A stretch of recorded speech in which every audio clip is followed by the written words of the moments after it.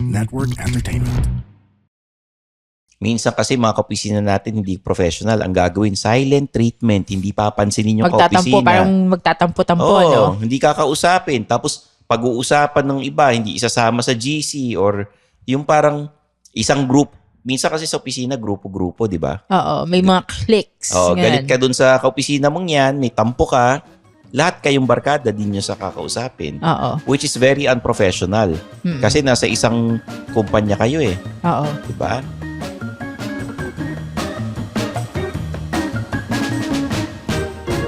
Alam mo, Zar, may mga tinuturo sa atin sa eskwela na nagagamit natin sa office pero maraming mga hindi tinuturo sa eskwelahan na kailangan nating malaman pag nasa opisina na tayo. Oo, mga life skills. Ito lang example ko. Social skills. Paano makibagay sa iba't ibang klaseng tao. Diba? Yan ang pag-uusapan natin sa episode na to. Hi guys, I'm Stanley Chi, your host for the Underpaid Podcast. Ito ang podcast na pro-employee para sa mga immortal wherein we talk about work-related topics in a light manner na parang nagkukwentuhan lang tayo.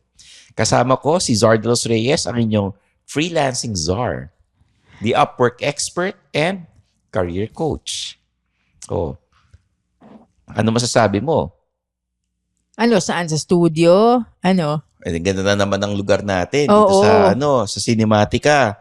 Bago na naman yung setup natin. May mga magtatanong na naman. Actually, busog na busog ako today eh. Oo, busog na busog ako today kasi kumain tayo ng pho. Can We Pho. Yung Vietnamese noodles. Oo. Maraming salamat. Can We Pho kay Titi. Anong pangalan ni Titi? Titi lang, diba? T-H-Y. Oo. So yung Can We Pho, meron silang stalls sa Legazpi Sunday Market every Sunday at sa saka Eton. dun sa Eton Centris, yung Sidcor Sunday Market. Yun, puntahan yun. Okay yung fun nila. At saka very authentic kasi Vietnamese si Titi. Tulad niyan. Hindi naman tinuro sa atin sa eskwelahan na kailangan pag nasa opisina ka, mag-aalok ka ng pagkain pag may mga dala ka. Tama. Mag-share ka sa mga opisina mo. Oo. Hindi naman tinuturo sa eskwelahan yan. Oo. Diba? So, minsan, may mami-misinterpret na madamot ka. Or minsan, lumalaki tayo sa lugar na kanya-kanyang baon. Oo. Ayaw mag-share yung iba. Minamasama ng ibang opisina yan, di ba? Isa yan sa mga social skills na kailangan matutunan yung mag-share ka. Oo. And then, yung mga choose your battles, yung mga ganun. Hindi yan tinuturo sa eskwelahan na huwag ka na masyado makipagtalo minsan sa boss mo or sa kaopisina mo para wala ng gulo. And at times, conflict resolution, di ba?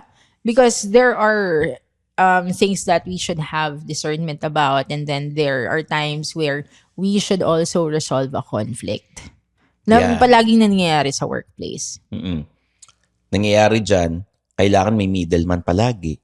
Or yung HR. Or kahit hindi. Alam mo yun, pagdating sa conflict resolution, kahit wala kang middleman, at least alam mo sa sarili mo how to communicate your grievances if there's any, and come to a resolution in a calm and professional manner. Minsan kasi mga kaopisina natin hindi professional. Ang gagawin, silent treatment. Hindi papansinin yung kaopisina. Parang magtatampo-tampo, no? Hindi kakausapin. Tapos pag-uusapan ng iba, hindi isasama sa GC or yung parang isang group. Minsan kasi sa opisina, grupo-grupo, di ba? Oo, may mga cliques. Galit ka dun sa kaopisina mong yan, may tampo ka, lahat kayong barkada din nyo sa kakausapin. Oo. Which is very unprofessional. Kasi nasa isang kumpanya kayo eh. Oo. Di ba? Dapat tinuturo sa school, paano makibagay sa lahat. Yung mga kaopisina mong mas matanda sa'yo, obviously may mga ganun. Yeah. Fresh grad ka, papasok ka sa office, may kaopisina kang matanda, senior, di ba? O yung paggalang na lang sa kaopisina na mas matanda. Tama. Diba? Kasi yung iba, gagalangin mo lang dahil teacher mo, principal. Oo. Di ba? Yung nagtatrabaho sa office, sa school. Pag nagtrabaho kayo, parang eskwelahan pa rin yun. Kaya lang, iba-iba edad nyo. Ganun, di ba? Another skill na you really have to learn when it comes to workplace or overall in terms of business is networking rin, di ba?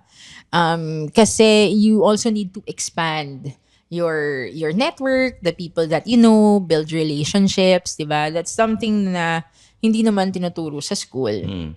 Very transparent kasi napansin ko sa mga estudyante. Halimbawa, ayaw mo sa classmate mo. Diba? Ayaw nyo sa nasa kabilang section. Very transparent pag estudyante.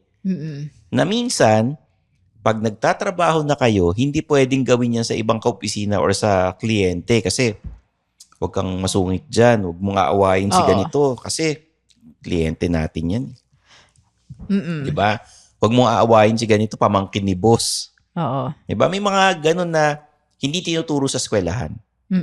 Oo. Like in terms of networking, alam mo yung mga cousins ko? So sa father side, one of the things that they're really good at, yung mga cousins ko is they know how to do small talk. Yung kapag may nakikilala ka, magtatanong ka, magsa-small talk ka, magaling doon yung dad ko, yung mga tito ko, at saka yung mga pinsan ko. So, marunong sila may pag-usap sa mga tao in every...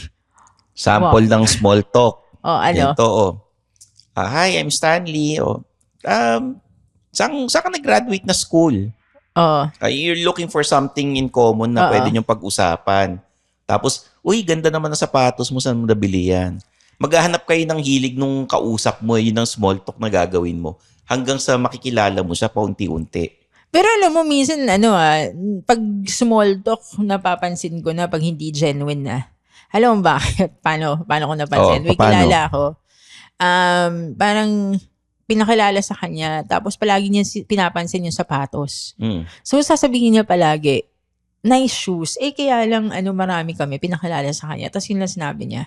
The whole time, nice shoes, I love your shoes. You have to be, dapat medyo, sincere din naman. Personalized. Although, maganda naman talaga yung sapatos ko. Pero yung sapatos ng iba, hindi masyado maganda. Tapos nice shoes pa niya. Ito, example na lang. May mga taong, may conversation starter na nasa damit nila. Oo. Pag nakatak-in yan, at nakita niyo yung sinturon niyang mamahalin, na Ferragamo or Gucci, yun ang papansinin ninyo. Kaya yan nag-tuck-in para mapansin nyo yung sinturon niya. So, pag hindi naka-tuck-in, ano yung mga pwede mong pansinin? Ako sa lalaki, pwede ko i-share to. Mahilig kasi ako sa relo. Mahilig ako sa sapatos, salamin. Yun ang pinapansin ko. Uy, ang ganda naman ng watch mo. Yeah, kasi mas madaling magkaroon ng conversation kapag yung pinansin mo yung gusto mo. Yung gusto mo, tapos papakita ko, eto, ganitong watch ako. So, maganda yung shoes mo, saan mo nabili. Oo. Ganon. Ako, as cliche as it sounds, dahil recruiter ako, ang tinatanong ko palagi, anong work mo? Nung bata ako, nung high school ako, ang palagi ko tinatanong, ano school mo? Kasi at least kapag kunwari, taga Lasal Green Hills yung kausap ko, at least matatanong ko, kilala mo ba si ganito, si ganyan. So, nagbe-build na kami ng common ground from there. Pero nung tumanda-tanda na ako, and mga nakikilala ko, syempre, mga ka-age ko rin, or younger lang ko, or mas matanda, ang tinatanong ko kung anong ginagawa nila for work. Pagka PPR kayo, matagal nyo ng kaopisina, lagi nyo na nakikita. Ito, gustong-gusto ng mga kaopisina nyo. Pag post yan, ng mga workout photos niya, papansinin mo, pumapayat ka. Matutuwa yun ngayon. Usually pag may family, talagang may family niya. Ganon. Basta kung ano yung lagi niyang pinopost, imposible namang hindi mo ka-Facebook yung kaopisina mo or fina-follow sa Instagram, di ba? Yeah. Or makikita mo naman ano yung nasa wallpaper ng cellphone niya. Ano yung naka-display sa cubicle niya. Uy, malaki na nung anak. Ang laki na nung anak mo, ganyan. Di ba? So, those are really good conversation starters. Another thing also, very important in work would be negotiation skills. Lalo na kapag nag-negotiate ka about sweldo. Sweldo and pag na-promote ka, di ba? Oo. Kasi pag, naalala ko, pag fresh grad, nahihiyang makipag-negotiate pagdating sa sweldo. And Kasi, culturally, dito sa Pilipinas, hindi nakikipag-negotiate masyado mga tao pagdating sa sweldo. Kung ano sinabi sa'yo, minsan, yun na yun. Oo. Hindi lang sa sweldo sa deadlines you have to negotiate din. Oo. Siguro yung assertiveness lang, kailangan rin natin i-develop. But in terms of negotiation, napapansin ko, at least sa mga ini-interview ko na taga-Pilipinas, hindi na nakikipag-negotiate. Mas non-confrontational kasi ang Pinoy. Di ba? Mas gusto nila, magsasalita yung pag-chismis na eh. Oo. Pagka hindi nangyari, wala na si boss. Ang nandiyan yung assistant ni boss, tapos kayo, nagchichismisan kayo, doon siya magsasalita. Yeah, true. Ganun. Kaya wala rin nagsasabi na, pag nasa office kayo, mag-ingat kayo kasi lahat ng sasabihin mo, makakarating doon sa kinauukulan. Kahit na sabihin mong, uy, secret lang natin huwag na sabihin, sa atin na lang. Makakarating yun. Oo naman. So, tayo, bottom line, pag nasa opisina ka, social skills, sana natututunan natin yan sa eskwelahan or kahit pag nasa family, minsan pinag-inita ka na magulang mo. Sa opisina, minsan pag-initan ka rin. Oo. Di ba? Alam mo ba na nung high school ako, may subject kami na prosec. So, doon sa prosec, doon mo natututunan yung mga bagay na yon. Alam mo ba yung field trip namin? Anong ginawa namin sa prosec? Nag-fine dining kami. Sa home economics namin natutunan yan. Tsaka sa values education. Ito, part rin is pupunta kang gym. Mag-exercise ka. Part rin is yung communication, goal setting, ganun. So, may subject kaming ganun nung high school. Yan, sa namin yun, sa values education, tsaka sa THE. Yung social skills, dun tinuturo sa prosec. Technology and home economics, dun may mga subjects kaming ganyan dati. May tinuro pa nga sa amin yung teacher dati. Pag manliligaw ka, kailangan ligawan mo yung ka-level mo, ganyan. Talaga? May ganun? May mga ganun, Pati yung level, pinag-uusapan? Yung parang sa values education yun parang sinasabi, you look for someone na ka-level mo financially and yung parang ganun. Sinabi lang in a nice way, pero ang gist nun, huwag ka maghanap ng yung parang lower langit. Than you? Parang langit ka, lupa ako yung mga ganun. Huwag ka maghanap ng ganun. Parang ala telenovela. Oo, parang yun ang sinasabi. They just said it in a nice way. Oo. Pero yun yung gist. Pero anyway, meron naman tayong meron naman tayong mga orgs na pwedeng salihan or mga groups, di ba? Nakikibagay din naman kayo. Pag nasa opisina, ganun din naman. And yun nga, I think overall, now mas madaling makakuha ng information from the internet. So parang self-study na lang. Diba? Like one tip to enhance your social skills or negotiation skills, there's a lot of tutorials, even sa LinkedIn Learning, merong mga videos kaya that meron focus tayo on that, ditong diba? underpaid Itong podcast na to is para sa mga immortal na gustong matuto. Ngayon, kung may request kayo, Sir Stan, paano ba mamuliti ka sa opisina? Oo. Pwede naming i-tackle yung mga ganyan kasi lahat naman ng comments niyo binabasa namin. Ito ang sa Discord group. May nag-message dito. Babasahin ko na lang, Zar, kasi bago lang ito Sabi ni Superstar_1983. Hello, Underpaid. I've been listening to your podcast for the past couple of months. And I must say, you guys have been incredibly comforting. Shout out to Stanley Chi. I come from an advertising background too. I was wondering if you could do an episode on virtual assistants covering their success stories as well as the unethical practices of some VA agencies. I have friends who work as VAs and I hear a lot of stories from them, both good and bad.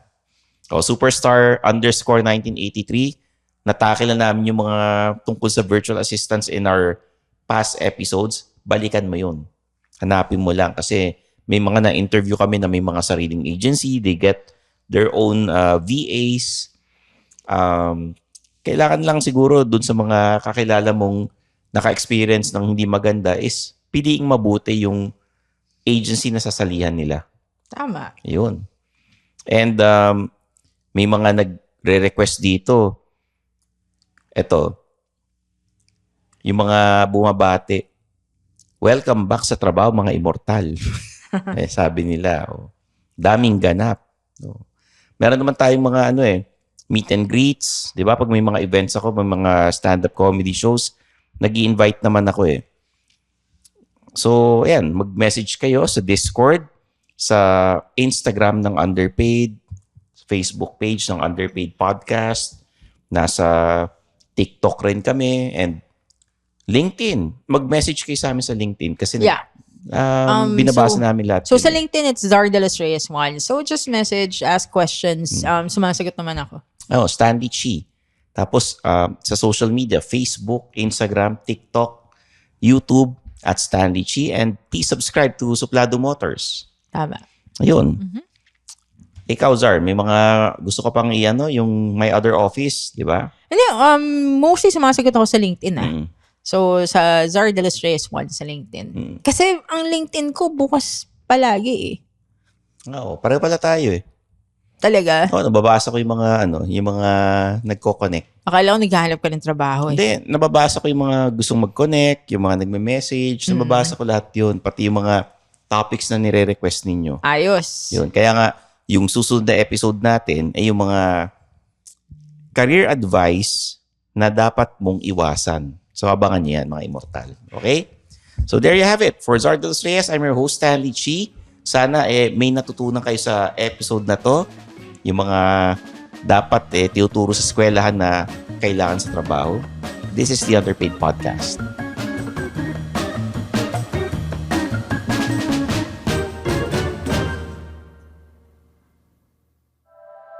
The opinions of podcast creators, hosts, and guests are not necessarily reflective of the official stance of the Pod Network Entertainment, its hosts, or other network programs. The content created by the people behind the podcast is personal and not meant to harm any religion, ethnicity, group, organization, company, or individual.